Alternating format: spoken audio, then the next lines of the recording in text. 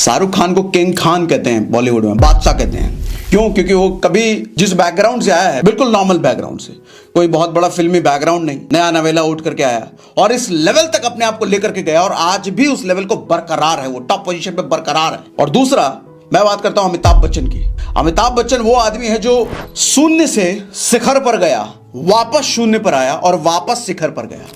अमिताभ बच्चन के बारे में आपको पता है कि नहीं, समय कैसे पलटी मारता है। एक बार कादर खान और अमिताभ बच्चन किसी फिल्म की शूटिंग कर रहे थे साथ में, तो कादर खान उधर से आए अमिताभ बच्चन को ढूंढते हुए, अरे अमित कहाँ है, अमित कहाँ है, अमित कहाँ है। तो मैनेजर टकरा गया अमिताभ बच्चन का, बोले आए अमित, अमित किसको बोल रहे हैं आप, सारे लोग उनको सर जी बोलते हैं। तो कादर खान ने लपेट झाड़ दिया उसको और इतने में अमिताभ बच्चन आ भी गए थे। कादर खान को बुरा इस बात का लगा कि अमिताभ बच्चन ने यह सारा कॉन्वर्सेशन सुना और फिर भी अपने मैनेजर को कुछ नहीं बोला। उस दिन से कादर खान ने तय कर लिया कि इस अमिताभ बच्चन के साथ मैं काम नहीं करूंगा और काम कभी किया नहीं उसके बाद। लेकिन समय का पलड़ा देखो कैसे घूमा।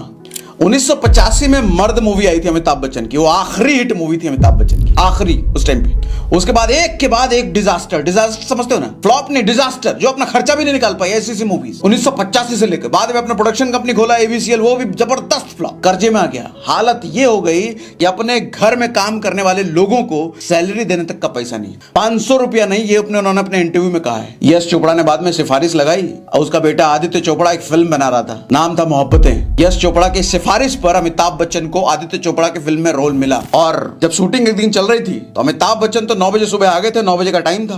शाहरुख खान आए 12 बजे, 3 घंटे लेट। तो अमिताभ बच्चन ने आदित्य चोपड़ा को कहा, भैया शाहरुख को कुछ समझाओ, ये क्या तरीका है, 3 घंटे लेट आया।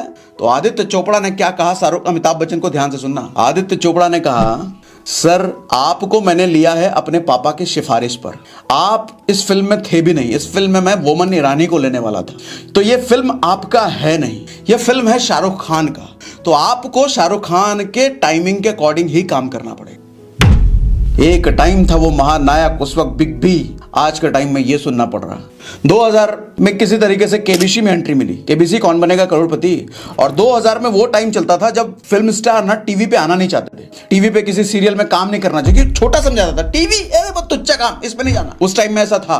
और उस टाइम में वो आदमी जो टॉप के बाद टॉप बिग बी एक सुपरस्टार बन चुका था, वो आदमी गिरने के बाद टीवी पे भी काम करना शुरू किया, केबीसी। और वही केबीसी था, ध्यान देना, वही केबीसी था जो उसको वापस ऊपर अपने शीर्ष पर ले जाने में सबसे बड़ा मददगार साबित हुआ। तभी तो कहते हैं जो आदमी शून्य से शीर्ष पर गया और शीर्ष पर ही इतने सालों तक बरकरार रहा, वो नायक हुआ, यानी शाहरुख खान। और जो आदमी शून्य से शीर्ष और शीर्ष से शून्य और वापस शीर्ष पर, वो आदमी महानायक हुआ, यानी अमिताभ बच्चन। इसलिए मैं इन दोनों से बहुत सीखता हूं। इन दोनों में से मैं किसी का भी फैन नहीं हूं, ना शाहरुख खान का ना अमिताभ बच्चन का, लेकिन इनकी कामयाबी और इनके मेहनत के तौर तरीके से बहुत बड़ा फैन। और आज के टाइम में अमिताभ बच्चन की ये हैसियत है, रजनीकांत तक उनके पैर छूते हैं। रजनीकांत जानते हो ना कौन है? अरे फिल्म स्टार नहीं है वो, सिर्फ साउथ का एक्टर सिर्फ नहीं है, वो साउथ का भगवान है। रजनीकांत का मंदिर बना हुआ है साउथ में। जिस दिन रजनीकांत की मूवी रिलीज होती है, छुट्टियां हो जाता है ऑफिस में, और वहां का कोई भी डायरेक्टर रजनीकांत को पिटते हुए नहीं दिखा सकता, विलन से मार खाते हुए, मरते हुए नहीं दिखा सकता। अगर कुछ फिल्मों में ऐसा हुआ तो भैया उसके पर्दे वर्दे जल गए, सिनेमा में कूट काट दिया उन लोगों ने। ये रुतबा है रजनीकांत का, और वो रजनीकांत अमिताभ बच्चन के पैर छूता है और बड़ी भरी स्टेज पर पैर छूता है। महानायक ऐसे नहीं बनते सर, ऐसे नहीं बनते। और यहाँ छोटी सी समस्या आते ही, सर मेरे से होगा नहीं, अब लग रहा है मेरी किस्मत खराब है, मेरे से नहीं हो पाएगा, कुछ और दूसरा काम ढूंढना पड़ेगा। अरे तुम कहीं भी चले जाओ, अगर तुम्हारा एटीट्यूड ऐसा है तो हर जगह पिटोगे, हर जगह पिटोगे। दुनिया में कामयाबी को इस आदमी को कोई फील्ड नहीं दिला सकती। ध्यान देना अभी जो कहना जा रहा हूं, कोई भी फील्ड, दुनिया का कोई भी फील्ड, चाहे नौकरी कर लो, कोई दूसरा बिजनेस कर लो, कोई दूसरा काम कर लो, कहीं भी चले जाओ, कोई फील्ड आदमी को कामयाबी नहीं दिलाती। सर आदमी के काम करने का तरीका और मेंटल एटीट्यूड उसको कामयाबी दिलाता है। एग्जांपल दूं, महमूद के बारे में जानते हो? पुरानी फिल्मों में कॉमेडियन आते थे सर, पुरानी फिल्मों में साइड रोल में आते थे वो, लेकिन अमिताभ बच्चन, राजेश खन्ना, राजेंद्र कुमार, इन लोगों से ज्यादा फीस उस साइड वाले एक्टर की हुआ करती थी। महमूद की रोल है साइड, लेकिन पैसा वो मेन वाले से भी ज्यादा लेता था।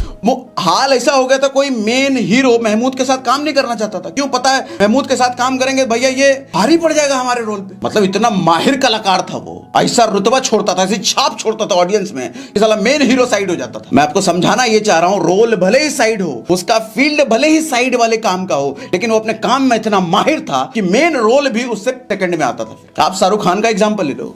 शाहरुख खान ने अपना करियर नेगेटिव रोल से शुरू किया था, डर मूवी याद है, विलेन से शुरू किया था, और उसके बाद कई सारे नेगेटिव रोल्स किए, अंजाम, और कौन कौन सा नेगेटिव रोल किया उसने, बाजीगर, और उसके बाद भी आज सुपरस्टार है। नेगेटिव रोल होने के बावजूद उसको सबसे ज्यादा फेम मिला, हीरो से ज्यादा। अच्छा, डर में शाहरुख खान सब लोग जानते हैं, सनी देओल बहुत कम जानते हैं, हीरो जबकि सनी देओल था। बाजीगर में सिर्फ विलन था शाहरुख खान बाजीगर। मैं आपको समझाना ये चाह रहा हूं सर, कोई फील्ड कोई काम आदमी को कामयाबी नहीं दिलाता, आदमी का मेंटल एटीट्यूड और उसकी काबिलियत उसको काम दिलाती है।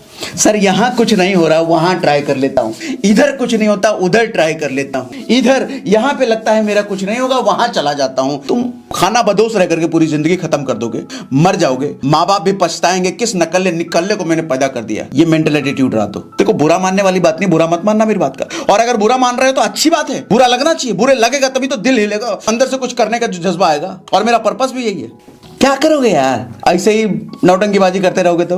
कहते हैं खुद पर फोकस तब तक करो जब तक दुनिया तुम पर फोकस ना करने लग जाए। जैसे ही आदमी कामयाब हो जाता है ना, जैसे एक लेवल पे पहुंच जाता है ना, वो अपना मेहनत बिल्कुल खत्म कर देता है या कम कर देता है। सिर्फ इतना अगर किया जाए, जैसे जैसे आप आगे बढ़ रहे हो सर, मेहनत का स्तर भी वही रखो जो शुरुआत में पहले दिन था, या फिर मेहनत का स्तर भी अगर आप बढ़ाते चले गए तो फिर लेवल कुछ और होगा सर। और ज्यादातर लोगों को तो मैं ये देखता हूं कि जैसे जैसे उनका बिजनेस आगे बढ़ रहा होता है, जैसे जैसे उनको थोड़ी थोड़ी तरक्की मिल रही होती है, उनका दुख का लेवल और बढ़ रहा होता है। क्यों सर, ज्यादा कुछ हो ही नहीं रहा, हाँ, अब मेरे से हो ही नहीं पाएगा। अरे बेवकूफ आदमी, तुम आगे बढ़ रहे हो, तुम तरक्की कर रहे हो, देखो 6 महीने पहले कहां थे, 3 महीने पहले कहां थे और आज कहां हो। 3 महीने पहले वाले से अगर बेहतर कंडीशन में हो तो तुमने ग्रो किया है। उस चीज की खुशी मनाने के बजाय, उस चीज को और बेहतर बनाने के बजाय तुम टेंशन में हो, अरे कुछ हो नहीं रहा है, मेरा कुछ होगा नहीं।